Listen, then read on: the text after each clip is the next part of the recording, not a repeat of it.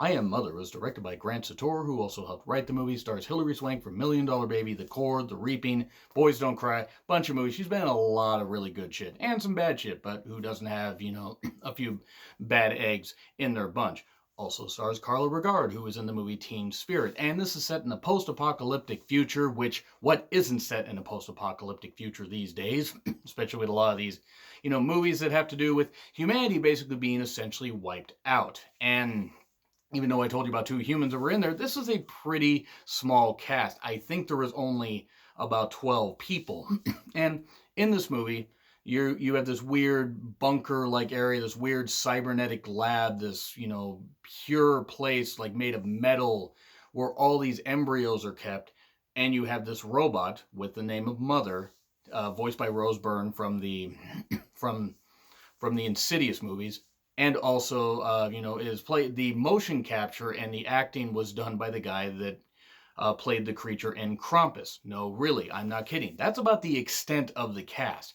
There's this mother character who basically decides, this robot, she's trying to recreate humanity. There's a bunch of scientific equipment on here, a bunch of human embryos, because basically humanity has been wiped out. These are the ways to save humanity. You have all these human embryos, and she is trying to create life and find a way to, create the perfect human, essentially. I'm going to spoil a lot of this just so you know from here on out, because everything, of course, is not what it seems, because it never is in any of these fucking movies. I was pretty excited to see this one, honestly, just by the description. I'm like, okay, so you have a robot. Is a robot capable of loving a human, or is it just a program? And even though it's raising this girl, from birth, played by Carla Regard, I mean, and then there was, a couple infants are in the movie, one playing another embryo that is born a little bit later, and then a young girl that plays the younger version of the daughter. And that's the character's names: daughter, woman, mother, and that's pretty much it. Like, really, those are the names. It's almost like Bird Box with boy, girl, and whatever the fuck Sandra Bullock was. That Bird Box was shit, by the way. I did a review of that, so don't worry. You can go back and check that out in the movie review playlist I'll put at the end of this. But with this movie, you have daughter being, raised by mother and everything. Mother is set up with everything from music that she can play to soothe the baby, a way to train her, her exams, a way to create basically the perfect human. She wants to find a way to create a better human after humanity's been wiped out. Maybe make it to where the humans created here can help repopulate the world, even though some of that would result in inbreeding eventually. That's kind of the problem with post-apocalyptic stuff. You got a whole lot of inbreeding that's going to happen when you need to repopulate the earth. They don't go that far, thankfully. But with this daughter-mother relationship and everything, can a robot love another human? Can a human love a robot? This stuff. It's not like that Futurama episode with Bender and Amy, but I digress. In this, suddenly Hilary Swank's character, this named woman, shows up, and everything gets thrown out of whack because mother has been telling daughter from a very early age and everything, you can't go outside this facility. It's dangerous. There's a contagion. There's a poison, a disease. Every bit of humanity is wiped out. You will get poisoned. The atmosphere is not safe. You're safe here. I love you. You are safe here. I am raising you the right way. Once woman shows up, Hilary Swank's character, everything kind of gets thrown out of whack. Now, I will say for the characters in this movie, everything is what it seems. You can pretty much see every twist coming a mile away. It's really not that deep of a movie, but I will say that they do a decent job as far as the acting and everything. There's the early setup with the mother and daughter, and then when, Hilary Swank's woman character comes in, things get thrown a little bit out of whack. I will say, as far as a Netflix original sci-fi movie, this is much better than the Cloverfield Paradox. You do get, once Hilary Swank's character shows up, you get, she claims that she's shot, and what the hell happened to her? How did she get shot? You get to find that out a little bit later. And there's a surgical scene that was a little bit, it was a little bit dark, not too graphic, but a little bit dark, where she had to have a bullet extracted from her. And mother's like, well, we can't trust her. I'm trying to help her, but I want to keep you safe. I got to keep you safe from all this. Turns out that she was lying about the contagion, to the daughter, and a whole bunch of other shit gets thrown out of whack. With this, though, the problem is once they leave the facility, every character, the few characters that are in here have to do something monumentally stupid just to advance the plot. It's not nearly as bad as another movie they'll be doing a review of sometime after this. Because I was originally going to mash up this with a couple other Netflix originals I saw today, and then thought, well, I could flesh these out just a little bit more.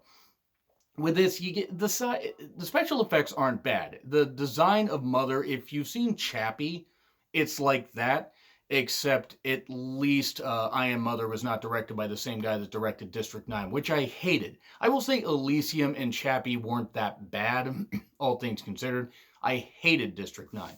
My hatred of District 9 aside, once it becomes obvious that the daughter and mother character are in a strained relationship, even though the mother, as a robot, still loves her, Hilary Swank basically says, we have to get out of here. There are, plenty of robots, plenty of, killers like her, because that's what it is. She knows that these evil robots are all over the world and everything, are all over the area, and they're killing humans and stuff like that. Well, again, it's just to create another race. It's like Skynet and everything, only there's no Arnold Schwarzenegger or weirdly accented person to save this movie. Again, it's not bad, but once they get outside, see, the special effects aren't that bad once they're like in the facility and everything, and once they're all there. Once they get outside and you got like the outside shots, some of the special effects look really, really fakey. It doesn't happen until way, way later in the movie, and then it turns out the daughter finds out, that this woman has been lying to her and not lying to her, saying that there are other humans around, but they aren't around. And then she goes back. The confrontation with Mother, turns out that it's a whole, big deal of, well, I was trying to create another perfect human and everything, and you are just as perfect as you ever were. Also, during this, a little bit earlier, as part of the reason she decides to leave, is she finds that there are ashes of past embryos that were bred and that weren't perfect. So they were nuked and everything. Obviously, it's not a perfect movie by any stretch of the imagination. Stuff, of course, does, tits go inevitably up. And it becomes obvious that this sanctuary maybe isn't the ultimate sanctuary, but also the few characters that are around, there's really only one or two characters that even survive.